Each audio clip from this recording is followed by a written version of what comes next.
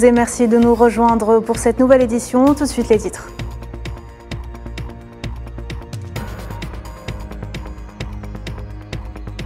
Le président algérien Abdelmadjid Tebboune poursuit sa visite d'État en Chine et reçoit un accueil solennel ce mardi de la part de son homologue chinois Xi Jinping au Grand Palais du Peuple à Pékin.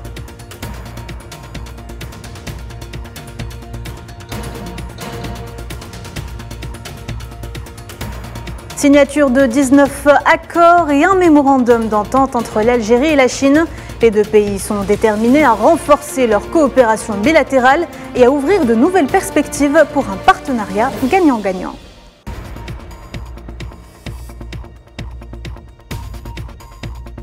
Situation en Palestine occupée, au moins 13 Palestiniens ont été arrêtés ce mardi par les forces d'occupation sionistes dans les gouvernorats de Naplouse, de Ramallah et de Beit Laham.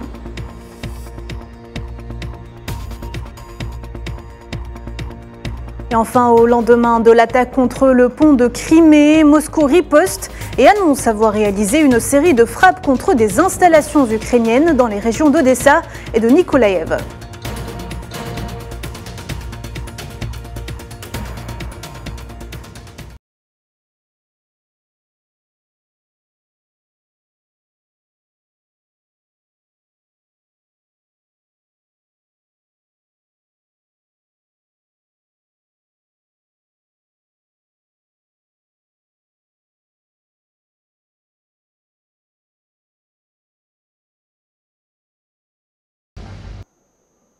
Bonsoir à toutes et à tous. Le président algérien Abdelmadjid Tebboune poursuit sa visite d'État en Chine et c'est un accueil solennel qui lui a été réservé ce mardi de la part de son homologue chinois Xi Jinping. La cérémonie d'accueil s'est déroulée au Grand Palais du Peuple conformément aux traditions chinoises ancestrales. On le voit sur ces images. Les deux présidents ont par la suite écouté les hymnes nationaux des deux pays avant de passer en revue des détachements de l'armée chinoise qui ont rendu les honneurs au président Tebboune, tandis que 21 coups de canon étaient tirés. Abdelmadjid Tebboune a par la suite salué ses hôtes parmi les hauts responsables de la République populaire de Chine et a pris une photo souvenir avec le président chinois.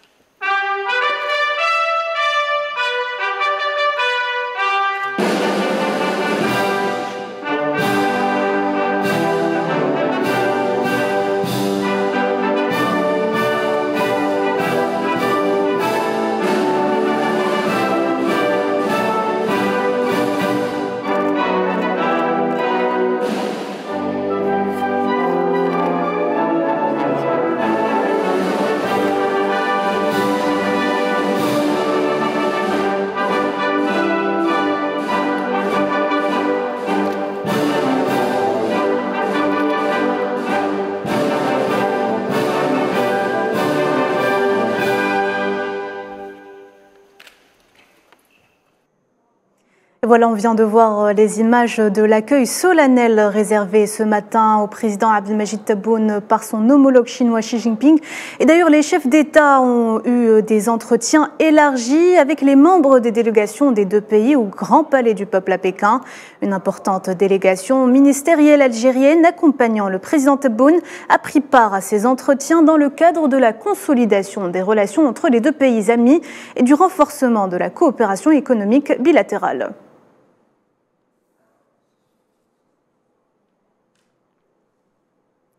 La visite d'État du président algérien en Chine vient dans le cadre du renforcement du partenariat stratégique sur l'axe Alger-Pékin.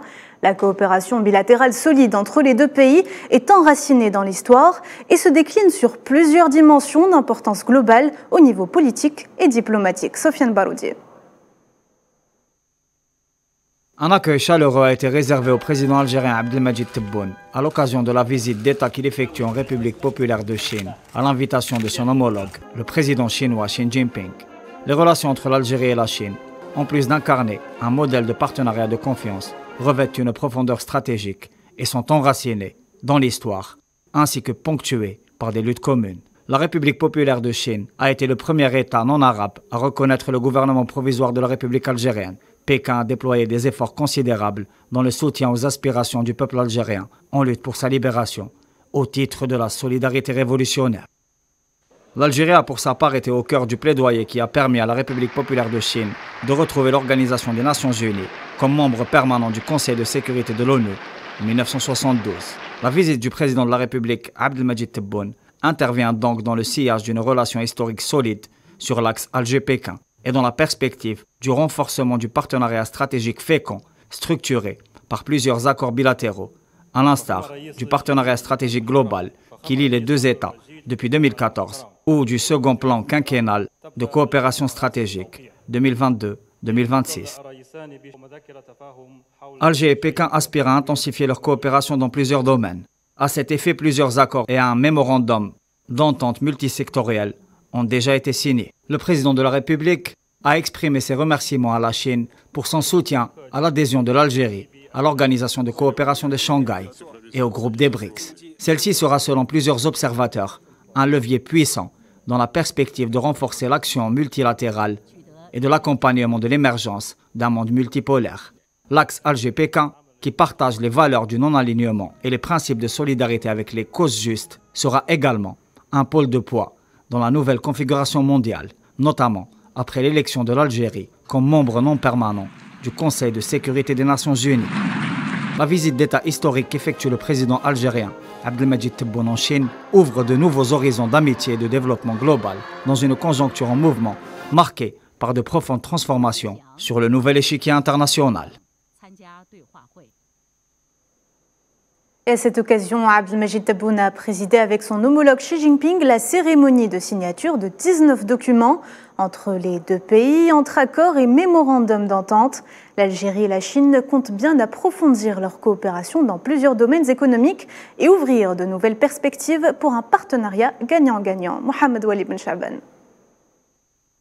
Doté d'une capacité économique importante et d'une ambition politique de premier plan, l'Algérie entend élargir un peu plus ses relations stratégiques avec la Chine. La coopération est partie pour durer dans le temps et s'améliorer dans le format et le contenu. Pour mieux cerner les opportunités de coopération, les présidents des deux pays ont co-présidé ce mardi à Pékin la cérémonie de signature d'un nombre important d'accords de coopération et mémorandums d'entente dans divers domaines. Les deux pays comptent saisir l'opportunité pour manifester leurs intérêts communs pour la dynamisation des échanges commerciaux et économiques tous azimuts, mais aussi pour la réalisation des projets d'envergure dans le domaine du transport ferroviaire, le transfert technologique, l'agriculture, le domaine des télécommunications et bien d'autres, au service de la consolidation des relations de partenariat stratégique global entre l'Algérie et la Chine.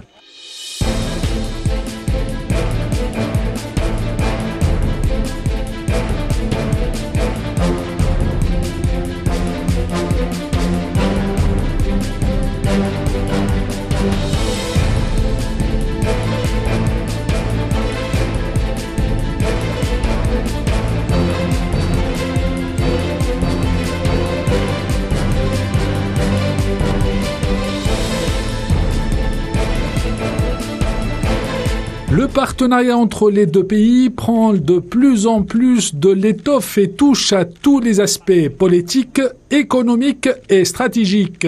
Alger et Pékin voient plus loin. Les accords fraîchement signés consolident davantage à tous les niveaux la coopération stratégique, marquant ainsi un tournant historique et décisif dans les relations bilatérales qui ne cessent de s'approfondir.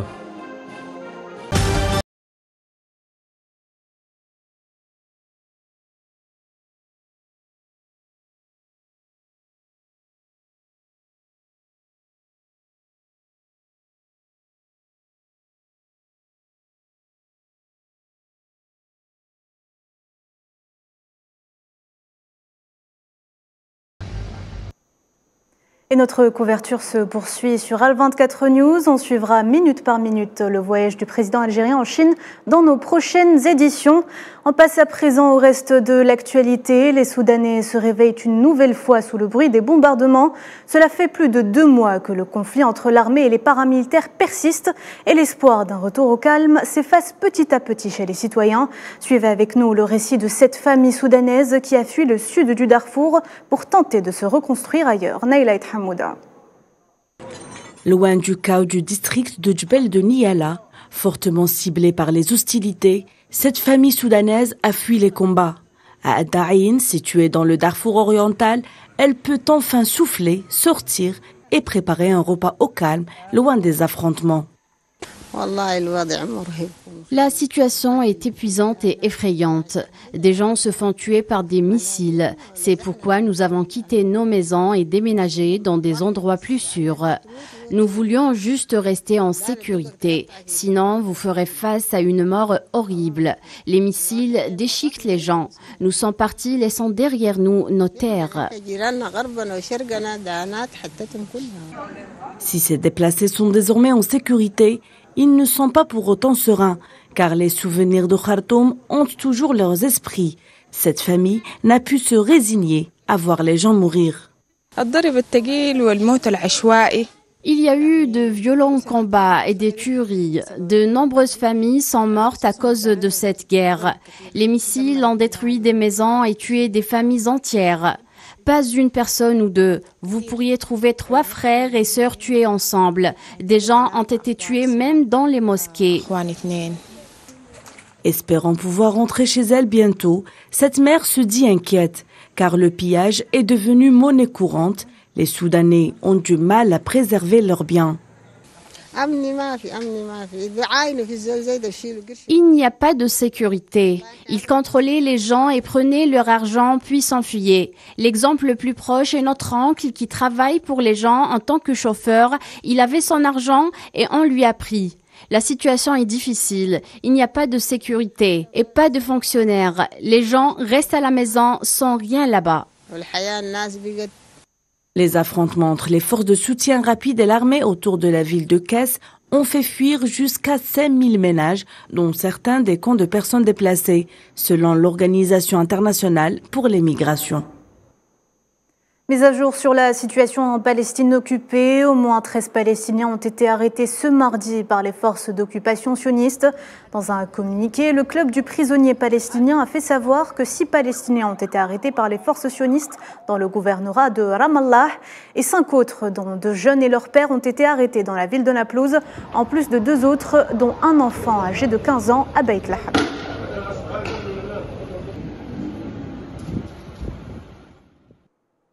Et au lendemain de l'attaque contre le pont de Crimée qui a tué 2 civils, l'armée russe a annoncé ce mardi avoir réalisé une série de frappes de représailles à l'aide d'armes de haute précision basées en mer contre des installations ukrainiennes dans les régions d'Odessa et de Nikolaïev. Le ministère russe de la Défense a annoncé avoir touché 70 000 tonnes de réserves ukrainiennes de carburant.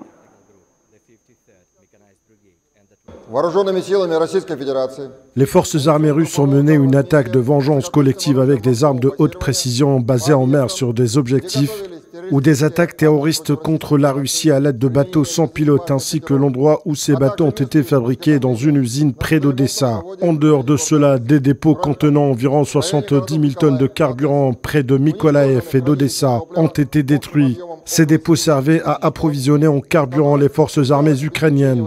Toutes les cibles ont été touchées.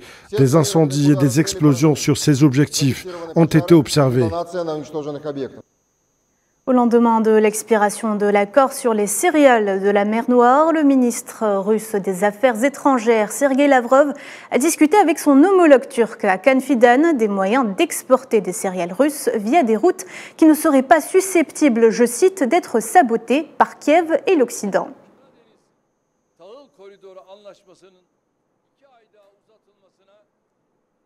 Le porte-parole du Kremlin a d'ailleurs ajouté que l'expédition de céréales hors des ports ukrainiens de la mer Noire, sans garantie de sécurité de la part de la Russie, comporterait des risques car l'Ukraine utilise ces eaux pour des activités militaires. Dimitri Peskov a tout de même déclaré que la Russie continuera à fournir des céréales aux pays pauvres. On l'écoute. Si nous parlons de cette zone, la zone de l'accord sur les céréales, ce n'est un secret pour personne et c'est un fait évident que cette zone est utilisée par le régime de Kiev à des fins militaires. C'est un facteur très important qui ne peut pas être oublié. Nous ne sommes catégoriquement pas d'accord avec cela. La Russie a rempli toutes ses obligations et a prolongé l'accord à plusieurs reprises, même si les conditions de l'accord concernant la Fédération de Russie n'étaient pas remplies.